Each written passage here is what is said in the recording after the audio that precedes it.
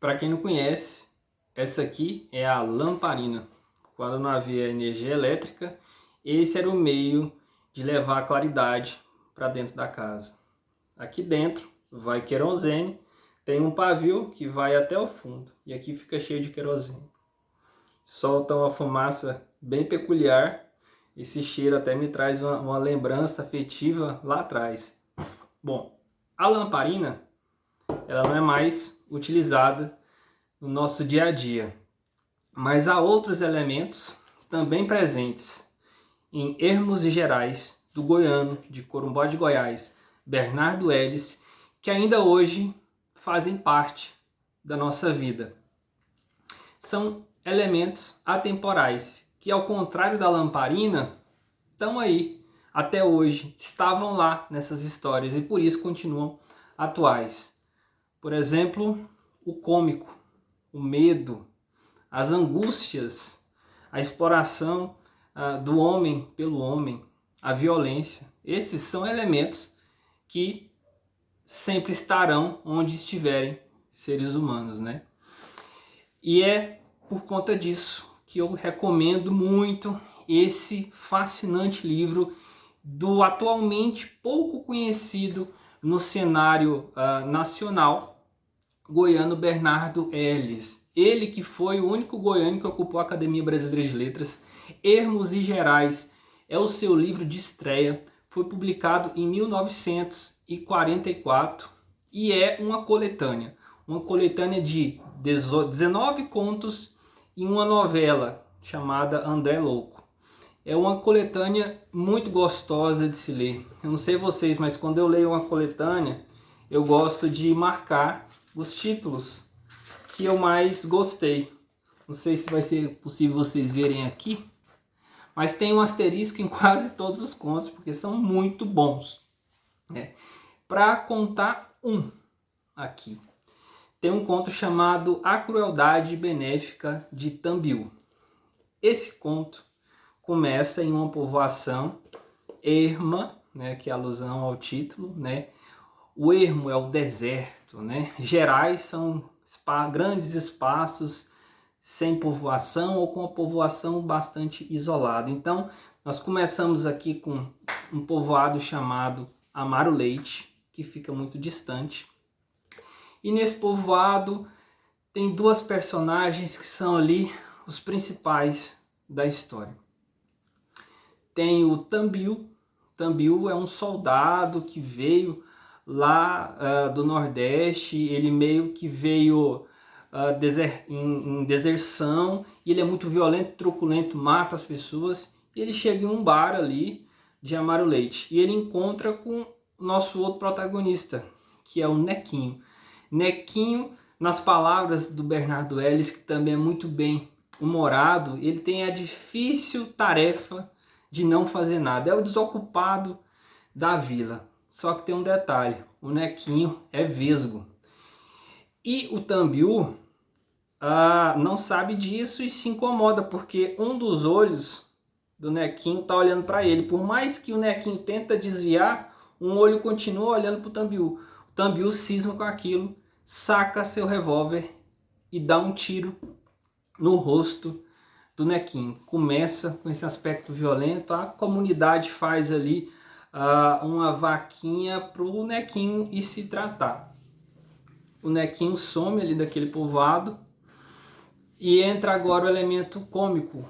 O Nequinho, ele era muito malandro, ele acaba depois sendo descoberto por um outro morador de Amaro Leite, que vê ele em um circo. O Nequinho ficou rico, porque aquele tiro que o Tambiú deu nele fez com que ele tivesse que tirar um olho e colocar um olho de vidro. E o Nequinho se passa por um mágico em um circo itinerante. Um mágico que consegue tirar seu próprio olho e voltar para o lugar. Ao passo que o Tambiú, ele vai ser morto por um barqueiro. E o interessante é que o Nequinho, quando fica sabendo por esse terceiro que o Tambiú morreu, fica triste, se entristece, fala que tinha que ser construído um busto em homenagem ao Tambiú, porque ele mudou a sua vida. Foi graças a ele, aquele tiro no rosto, que ele enricou e ele está bem de situação. Esse é só um dos 19 contos, mas já traz alguns elementos interessantes que são característicos do Bernardo Ellis. A violência, o tragicômico, né? E nos outros textos a gente vai ver outros elementos tão interessantes quanto. Uma coisa que a gente não tem mais hoje em dia, né, aqui em Goiás, é o coronelismo. Então o Bernardo Ellis ele é um crítico do coronelismo, não só em Ermos Gerais, mas em outros livros, em outros contos. Ele é tido como um grande contista. Uma outra característica do Bernardo Ellis é a linguagem que ele utiliza. Ele utiliza-se de uma linguagem muito próxima à oralidade, que é muito gostoso. Me fez lembrar muito de Guimarães Rosa, em Grande Sertão Veredas, em Sagarana, que está aqui atrás. Por exemplo, no primeiro conto, intitulado Nola dos Anjos e a Cheia do Corumbá, então esse também é um outro elemento. Goiás é palco, é cenário onde acontecem as histórias, né? Ele é natural de Corumbá, que é a cheia do rio Corumbá. Ele menciona ao longo dos contos aqui de Ermos Gerais, menciona Nápoles, né? Ele menciona Corumbá reiteradas vezes, a cidade de Goiás. E aqui, para se falar da linguagem, para dar um exemplo da linguagem, começa-se assim: Fio, mas faz um zóio de boi lá para nós, lá fora para nós.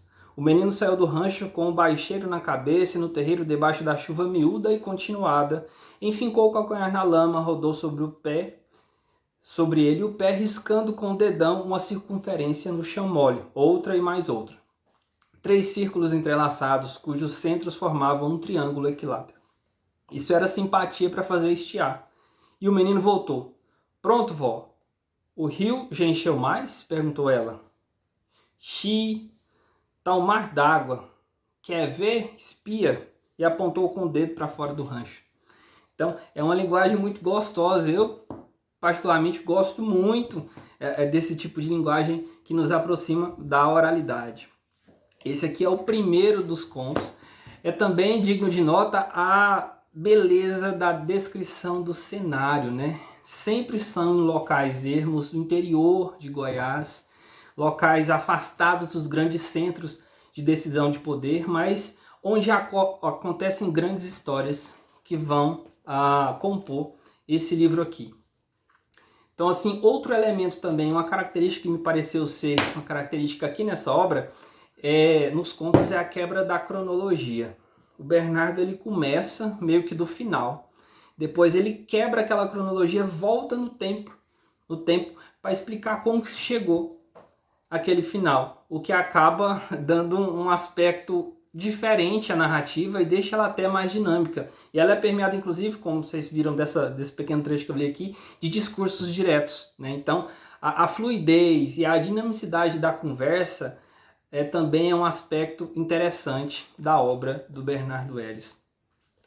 Bom, eu citei só um dos 19, são muito bons. Eu gostei de todos praticamente, e é interessante porque ele oscila muito.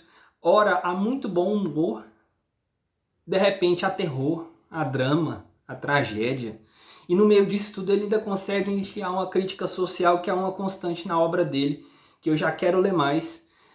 O Tronco é muito famoso, que é outro livro. O outro livro também, Veranico de Janeiro, muito conhecido. Enfim, você goiano, brasileiro, de outro país, não deixe de ler esse grande escritor brasileiro chamado Bernardo Ellis.